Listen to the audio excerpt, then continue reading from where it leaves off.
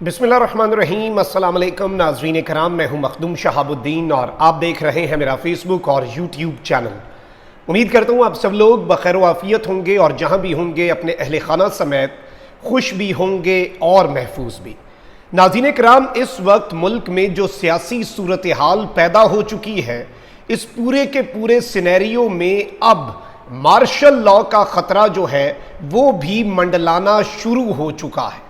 पिंडी और इस्लामाबाद के दरमियान अहम तरीन मुलाकातें या फिर ये कहा जाए कि हंगामी मुलाकातों का सिलसिला शुरू हो चुका है और ऐवाने सदर में भी कुछ मज़ीद मुलाकातें हुई हैं, कुछ मज़ीद लोग गए हैं, कुछ कासिद भेजे गए हैं सदर मुमलिकत तक। और मामला आखिर क्या है, होने क्या वाला है, ये तमाम तर चीज़ें एक एक करके हमने आपके सामने रखनी है कि इमरान खान और एस्टैब्लिशमेंट के दरमियान इस वक्त किस बात पर डेडलॉक है, एस्टैब्लिशमेंट कहाँ पर खड़ी है और इमरान खान कहाँ पर खड़े हैं और पीडीएम की जमातें कहाँ पर खड़ी हैं। इस वक्त 3 स्टेक होल्डर एंड टोटल अगर बात की जाए, जबकि शहबाज शरीफ और डोनाल्ड लू ये वो किरदार है जो अमरीकी साजिश, अमरीकी साइफर का मरकजी किरदार था। इससे शहबाज शरीफ ने मुलाकात भी की है, इस पर भी थोड़ी सी बात कर लेंगे। सबसे पहले तो आपको पता है नाज़रीन कराम के जिस तरह से ये इंपोर्टेड सरकार हम पर मुसल्लत की गई और पाकिस्तान के ऊपर ये पूरे का पूरा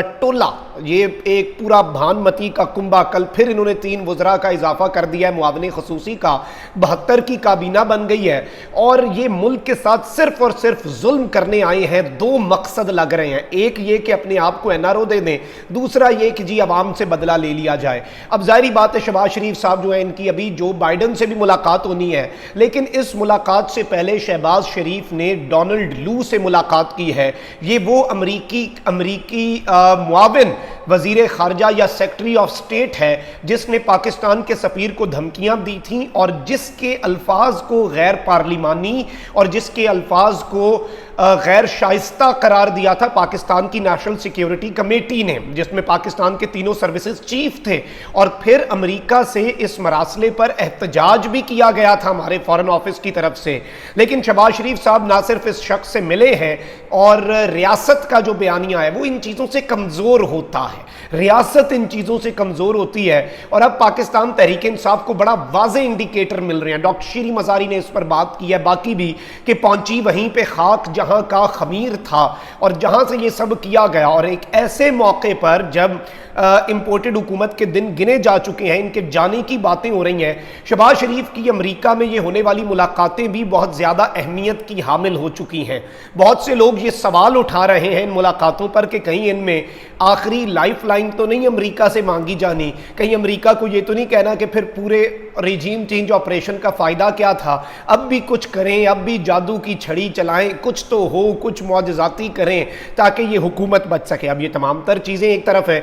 अब अगर हम मुल्की मामलात पर आ जाएं और पाकिस्तान के अंदर जो सिचुएशन बन चुकी है, जो सिनेरियो इस वक्त बन चुका है, इसकी अगर थोड़ी सी बात कर ली जाए तो इस सारे मामले के अंदर इमरान खान साहब जो हैं उनका बड़ा क्लियर मुतालबा है।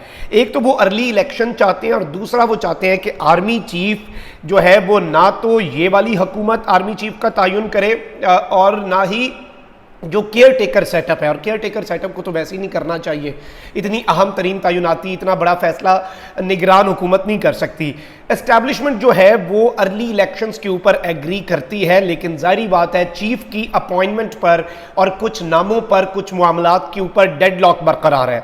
अब पीडीएम जो है, पीडीएम क्या चाहती है? पीडीएम ये चाहती है कि आर्मी चीफ की अपॉइंटमेंट भी वो करे और अब वो अपना टाइम पूरा कर लें, क्योंकि जितनी लाम तान उन्होंने समेटनी थी वो तो उन्होंने समेट लिया। वो कम से कम ये तो मुहावरा उन पर सादिक ना आ जाए कि खाया पिया कुछ नहीं, गिलास तोड़ा 12 आने, तो कम से कम वो कुछ खाना पीना भी चाहते हैं, गिलास तो टूट चुका है। अब जाहिर बात है इमरान खान साहब लॉन्ग मार्च की तैयारी भी कर रहे हैं, एक सरप्राइज की तैयारी भी है। इस मरतबा जो लॉन्ग मार्च है वो 25 मई के लॉन्ग मार्च जैसा नहीं होगा, अलबत्ता इंपोर्टेड सरकार उसे 25 मई जैसा बनाने की कोशिश करेगी। 25 मई को बहुत से लोगों को इमरान खान का इकदाम समझ नहीं आया था, लेकिन मैं बार बार ये बात कहता हूं कि इमरान खान ने मुल्क को एक बहुत बड़े बहरान से बचा लिया था। जो होना था उसका इदराक इमरान खान को था, मामलात बहुत खतरनाक थे। लेकिन इस मरतबा एक बार फिर अगर चीज़ें ख़राब होती हैं, अगर चीज़ें आउट ऑफ कंट्रोल जाती हैं, फिर और कोई ऑप्शन शायद ना बचे, और अगर कशीदगी की तरफ चीजें जाएं तो फिर मिलिट्री टेक ओवर को रूल आउट नहीं किया जा सकता। अब मिलिट्री टेक ओवर की राह में रुकावटें क्या होती हैं, ये बड़ी नॉर्मल सी बात है।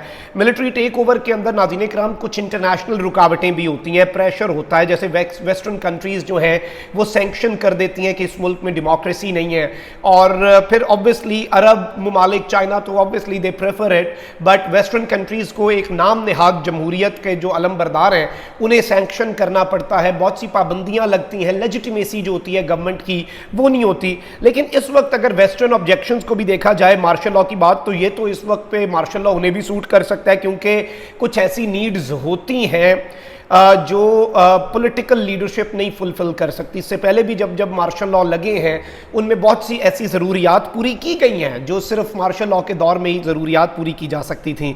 अब ऑब्वियसली जो चीज़ें जिस कशीदगी की तरफ जा रही हैं उनमें मार्शल लॉ की तरफ अनफॉर्चुनेटली चीज़ें बढ़ तो सकती हैं, और तसादुम की तरफ तो 100% बढ़ रही हैं, और रुकावट ऑब्वियसली इसमें पब्लिक रिएक्शन और इमरान खान सबसे बड़ी रुकावट है।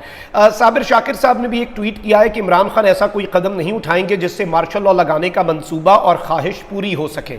यानी कि इमरान खान साहब ये भी चीज़ ज़हन में रखेंगे, एक जानिब वो जारहाना पॉलिसी भी अपनाएंगे, दूसरी जानिब इमरान खान हर चीज़ का तोड़ भी करेंगे। 25 मई वाले जुल्म और जबर का तोड़ भी इमरान खान ने करना है, लेकिन इमरान खान कोई ऐसा कदम उठाने के मूड में नहीं है जिससे मार्शल लॉ की राह जो है वो हमवार हो। अच्छा, अब मंसूबा और ख्वाहिश के हवाले से साबिर शाकिर साहब ने कहा है कि क्योंकि ये हसरत ज़ुबान पर आ चुकी है, यानी कि ये बात कम्युनिकेट की जा चुकी है। अब ऐवान सदर में इमरान खान साहब की भी अपनी आम तरीन मुलाकात हुई, और अब ऐवान सदर में आपको पता है कि जनरल ज़ियाउल हक के जो साहबजादे हैं एजाजुल हक साहब, वो बड़ी सिंसियर कोशिशें कर रहे हैं, उन्हें अप्रिशिएट करना चाहिए। वो खान साहब के साथ भी लॉयल हैं और वो मुख्तदर हल्कों और खान साहब के दरमियान लड़ाई नहीं चाहते।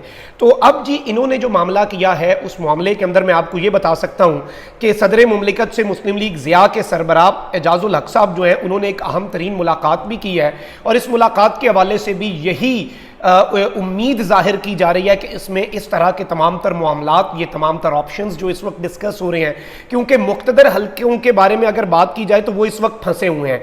वो इस वक्त एक ऐसी सोल्यूशन बीच में से अखज़ करना चाह रहे हैं, ऐसा लग रहा है कि जिसमें इमरान खान साहब खुश तो हो जाएं लेकिन पीडीएम भी इतनी नाराज़ ना हो, और पीडीएम के साथ ये ना हो कि एक मज़ाहमत से वो जान छुड़वाएं और दूसरी तरफ पीडीएम चढ़ दौड़े जी, तो इस तरह से उन्हें सुकून नहीं आने वाला। तो इस सारे मामले में वो फंसे हुए हैं। इमरान खान साहब लचक नहीं दिखा रहे, पीडीएम लचक नहीं दिखा रही। लचक दिखानी किसकी बनती है? इमरान खान की तो नहीं बनती, उसके साथ तो अवाम है, वो तो पोजीशन ऑफ स्ट्रेंथ में है।